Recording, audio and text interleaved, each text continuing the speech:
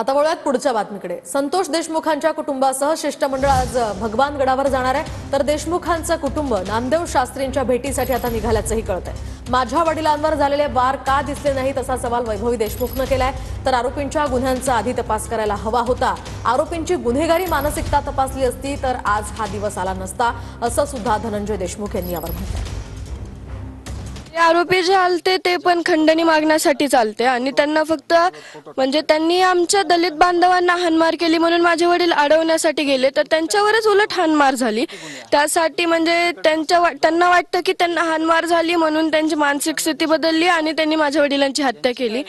तर मला इतकं वाटतं त्यांची जर फक्त हाणमार झालती ना, माझ्या वडिलांच्या अंगावर आज किती वार आहेत मग ते का त्यांना दिसले नाहीयेत। त्यांचं तर रक्त सांगाळलं होतं, त्यांच्यावर किती वार झाले, त्या एक चापटीच्या नंतर म्हणजे त्याच्यावर किती घाव झालते ते का त्यांना अगोदर दिसले नाहीयेत एवढं वाटतं। आरोपीची मानसिकता मीडियाने दाखवण्यापेक्षा ते ज्यांच्या जवळ राहत होते, ते ज्यांच्या जवळ म्हणजे काम करत होते त्या लोकांनी त्यांची मानसिकता गुन्हेगारीची ते तपासून घेणं हे महत्त्वाचं होतं।